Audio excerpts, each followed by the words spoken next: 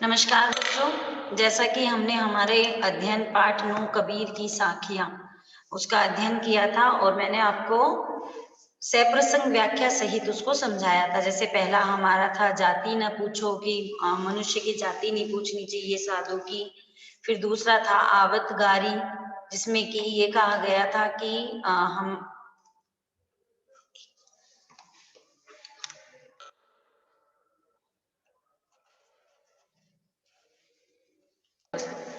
फिर हमने पढ़ा कि महाराज माला तो कर सुमरन नहीं, है ना, कि माला जो है वो लोग हाथ में लेकर दिखावा करते हैं और उनका मन जो है वो 10 दिशाओं में भटकता रहता है। तो यहाँ पर यही कहा गया था कि हमें भक्ति का दिखावा नहीं करना, भक्ति के लिए मन की एकाग्रता आवश्यक है। उसके बाद में हमने 4 नंबर पे पढ़ा कबीर घास होई। तो यहाँ पर भी हमने यही पढ़ा कि हमें कभी भी किसी को कमजोर नहीं समझना, किसी को छोटा नहीं समझना है। जिस प्रकार से यहाँ पर किसकी तुलना की गई थी, तिनके की, कि घास का जो तिनका होता है वो अगर आंख में, चाहे वह पैरों के तले रौंदी जाने वाली निर्बल होती है, अगर वो आंख में पड़ जाए तो वह अत्यधिक कष्टकारी बन जाता है। तो ये छोटा सा हमने एक बार देखा। फिर उसके बाद में हमने पढ़ा कि जग में सब कोई, कि संसार में बैरी जो है वो जन्म से किसी का कोई दुश्मन नहीं होता। अपने व्यवहार और वाणी में हमें हमेशा शीतलता बनाए रखनी चाहिए, क्योंकि जो मनुष्य अपने अहंकार को त्याग कर दूसरों के साथ मधुर व्यवहार करते हैं उन पर हर कोई दया करने को तैयार रहता है। अर्थात इस पूरे पाठ के अंदर हमने कबीर की साखियों से यह समझा कि हमें हमेशा अच्छा व्यवहार करना चाहिए, अपना अहम को त्याग देना चाहिए, घमंड नहीं करना चाहिए। तो चलिए अब हम इसके प्रश्न उत्तर देखते हैं। सबसे पहले पाठ से कि तलवार का महत्व होता है, म्यान का नहीं। उक्त उदाहरण से कबीर क्या कहना चाहते हैं? तो हमने म्यान कहा कि हमें तलवार से मतलब है, हमें म्यान से कुछ नहीं करना, क्योंकि म्यान तो क्या होती है, वो तो तलवार का कवर है ना। तो इस उदाहरण से कबीर यह कहना चाहते हैं कि महत्व हमेशा मुख्य कार्य या वस्तु का ही होता है। अनावश्यक वस्तु के विषय में जानकारी प्राप्त करने का कोई औचित्य नहीं होता है। जैसे तलवार खरीदने पर तलवार की चमक और उसकी धार के पैनेपन को देखकर ही उसका मोल भाव किया जाता है, उसके सुंदर म्यान को देखकर नहीं। ठीक वैसे ही साधु संतों के ज्ञान को महत्व देना चाहिए, उनकी जाति के बारे में नहीं पूछना चाहिए। तो यहाँ पर दोनों आ गए हैं, है ना, कि साधु संत की जाति ना पूछो, उसका ज्ञान पूछो। उसी प्रकार से यहाँ पर ये बात कही गई है। प्रश्न 2 देखो कि पाठ की तीसरी साखी, जिसकी एक पंक्ति है मनुआ तो दहु दिसी फिरे, यह तो सुमिरन नाही, के द्वारा कबीर क्या कहना चाहते हैं? तो पहले तो हमें इसका अर्थ ही समझ जाना चाहिए कि ये जो मन है वो 10 दिशाओं में घूमता है। मतलब हमारा मन अगर जब तक एकाग्र नहीं होगा तब तक हमारा सुमिरन में ध्यान नहीं रहेगा। तो यहाँ पर कबीरदास जी क्या कहना चाहते हैं अपनी साखियों के माध्यम से? तो देखिए कबीरदास जी, मनुआ तो दहु दिशि फिरे, यह तो सुमिरन नाही, पंक्ति के माध्यम से यह कहना चाहते हैं कि यदि ईश्वर भक्ति के समय, भगवान का ध्यान करते समय मन ईश्वर भक्ति में लीन न होकर, अर्थात भगवान में न लगकर 10 दिशाओं इधर उधर भटकता रहे तो फिरे, अर्थात अस्थिर बना रहे, तो ऐसी भक्ति बेकार है। आप अपने शब्दों का भी इसमें प्रयोग कर सकते हैं। प्रश्न नंबर 3 देखिए, कबीर घास की निंदा करने से क्यों मना करते हैं? पढ़े हुए दोहे के आधार पर स्पष्ट कीजिए। हमने पढ़ा था कि कभी किसी को छोटा नहीं समझना चाहिए, अपने ऊपर अहंकार नहीं करना चाहिए कि मैं बहुत बड़ा हूं, क्योंकि घास को चाहे हम पैरों तले रौंदे, परंतु जब वो घास का तिनका आंख में गिर जाए तो वो कष्टकारी होता है। तो देखिए यहाँ पर प्रश्न क्या है कि कबीर घास की निंदा करने से क्यों मना करते हैं?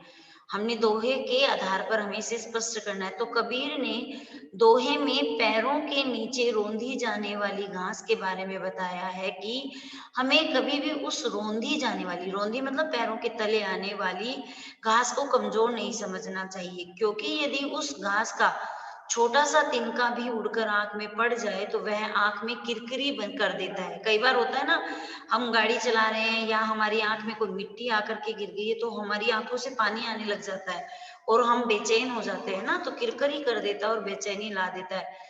इसके माध्यम से उन्होंने बताया है कि समाज में रहने वाले छोटे से छोटे, अर्थात कमजोर व्यक्ति को भी हमें निर्बल मानकर सताना या दबाना नहीं चाहिए, क्योंकि समय आने पर वह भी शक्ति प्राप्त कर हम पर आघात कर सकता है, अर्थात हम पर हमला कर सकता है। आप अपनी भाषा शैली का प्रयोग कर सकते हैं इसमें। मनुष्य के व्यवहार में ही दूसरों को विरोधी बनाने वाले दोष होते हैं।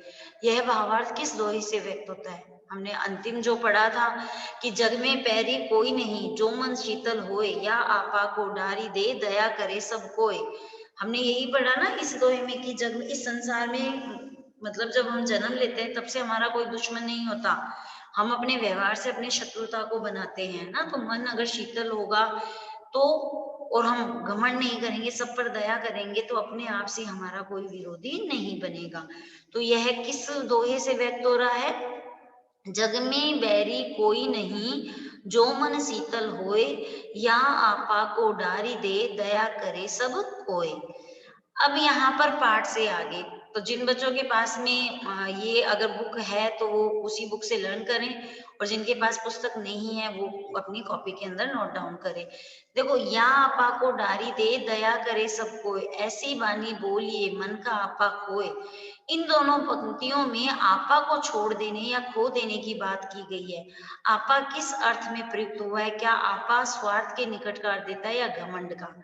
तो देखिए, हमने या आपा को डारी दे, दया करे सब कोई, है ना, ऐसी वाणी बोलिए मन का आपा खोए।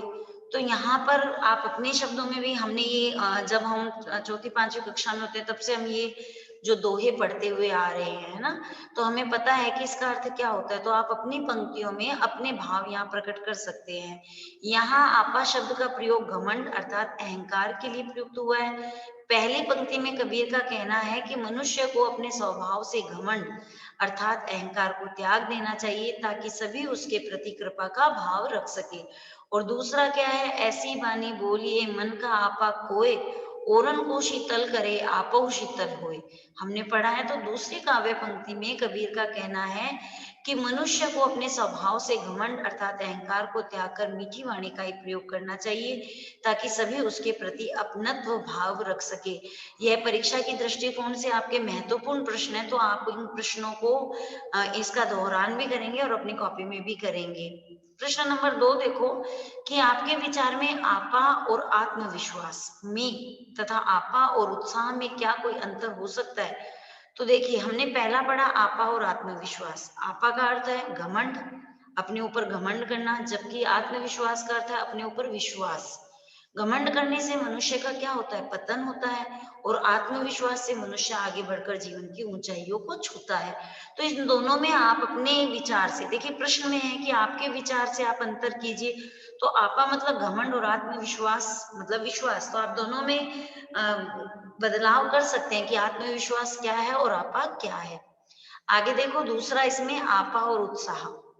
आपा का अर्थ होता है अहंकार, वही, और जबकि उत्साह का अर्थ होता है किसी कार्य को करने में उमंग या जोश व साहस, है ना। तो यहाँ पर अहंकार रखने से अंतर बता दीजिए कि अहंकार रखने से हानि होती है, परंतु जोश या साहस से मनुष्य अपने जीवन पथ पर आगे बढ़ता है। तो देखिए अगला प्रश्न, सभी मनुष्य एक ही प्रकार से देखते सुनते हैं पर एक समान विचार नहीं रखते। सभी अपनी अपनी मनोवृत्तियों के अनुसार कार्य करते हैं। पाठ में आई कबीर की किस साखी से उपर्युक्त पंक्तियों के जो भाव है वो, अब यहाँ पर देखिए, यहाँ पर क्या बताया गया, आप बता सकते हैं कि ऐसे कौन से भाव हैं इस पंक्तियों से, साखियों से, जो एक समान होने के लिए आवश्यक है। तो देखिए, कबीर द्वारा रचित निम्नलिखित साखी समाज में सभी को समान मानने का उपदेश देती है। माला तो कर मैं फिरे, जीव फिरे मुख माही, मनुआ तो दऊं दिशि फिरे, यह तो सुमिरन नाई। अर्थात माला एक समान होने के लिए आवश्यक है कि समाज में पनपे ऊंच नीच, अमीर गरीब, जाति और वर्गों के भेदभाव समाप्त हो जाए, सभी धर्मों को समान महत्व दिया जाए और मनुष्य को केवल मनुष्य रूप में ही देखा जाए। प्रश्न नंबर 4, कबीर के दोहों को साखी क्यों कहा जाता है? इंपॉर्टेंट क्वेश्चन है ये प्रश्न, मूल्यांकन की दृष्टि से, बोर्ड एग्जाम की दृष्टिकोण से भी ये इंपॉर्टेंट है, तो इसको ध्यान से देखिए। कबीर की दोहों से को साखी कहा जाता है क्योंकि साखी शब्द का अर्थ है साक्षी, गवाह, साक्षी माने गवाह या प्रत्यक्ष रूप से, अर्थात उन्होंने इस संसार समाज को अपनी खुली आंखों से जैसा देखा उसे वैसा ही व्यक्त किया है, कोई दिखावा नहीं किया। वे समाज में व्याप्त कुरीतियों, जो बुराइयां हैं, अंधविश्वासों और आडंबरों को समाप्त करना चाहते थे, इसलिए उन्होंने इनका विरोध कर जीवन सत्य को अपनी वाणी में व्यक्त किया है, और उनकी जो वाणी है वह साखी कहलाई जाती है। अब देखिए, ग्रामर, व्याकरण, भाषा की बात। बोलचाल की क्षेत्रीय विशेषताओं के कारण शब्दों के उच्चारण में परिवर्तन होता है। जैसे वाणी शब्द वाणी बन जाता है, मन से मनुआ, मनुआ आदि हो जाता है। उच्चारण के परिवर्तन से वर्तनी भी बदल जाती है। नीचे कुछ शब्द दिए जा रहे हैं, उनका वह रूप लिखिए जिससे आपका परिचय हो। ज्ञान, ज्ञान मतलब ज्ञान। जीबी, जीबी जीभ। पाऊं, पाऊं मतलब पांव। जैसे हमने सुदामा और कृष्ण के चरित्र में भी कई बार पढ़ा है कि भगवान कृष्ण जो है वो अपने आंसुओं से सुदामा के पांव धोवत, अर्थात पांव धोते हैं। तली, तली का मतलब होता है नीचे। आंखी, आंखी आंख, और बरी, बरी बरी आंखें कृष्ण भगवान के लिए कहा गया, तो बरी माने बड़ी। तो इस प्रकार से ये जो हमारे प्रश्न उत्तर हैं, ये पाठ से और पाठ के आगे से आए हैं। यहाँ पर जो अन्य महत्वपूर्ण प्रश्न दिए जा रहे हैं और उसके बाद में जो अन्य प्रश्न है वो आपके मूल्यांकन के दृष्टिकोण से भी महत्वपूर्ण है, और आपका जो गूगल फॉर्म होता है उसके दृष्टिकोण से भी महत्वपूर्ण है। तो हमें सारे याद करने हैं, सारे पढ़ने हैं। कबीर के अनुसार तलवार खरीदते समय मोल भाव करना चाहिए। किसका करना चाहिए? तलवार की धार, तलवार की मजबूती, ये आप स्वयं कीजिए। कबीर जी के अनुसार मनुष्य का मन होना चाहिए। कैसा मन होना चाहिए? निर्मल होना चाहिए, कठोर, शांत, पवित्र। ये स्वयं का जो आकलन है आप स्वयं कीजिए। कबीर के अनुसार मनुष्य को मतलब रखना चाहिए। किससे मतलब रखना चाहिए?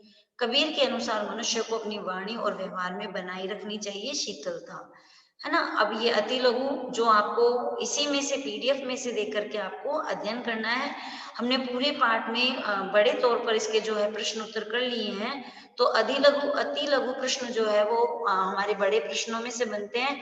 तो आप लोग पाठ के आधार पर इसको स्वयं कीजिए पीडीएफ के द्वारा। लघुतरात्मक प्रश्न वह भी हमें ऐसे ही करने हैं ताकि आपका मूल्यांकन हो जाए। निबंधात्मक आप पीडीएफ के माध्यम से पढ़ेंगे और इसको सीखेंगे, समझेंगे और अपनी कॉपी में की करेंगे। तो यह जो पाठ है आपके परीक्षा के दृष्टिकोण से महत्वपूर्ण है।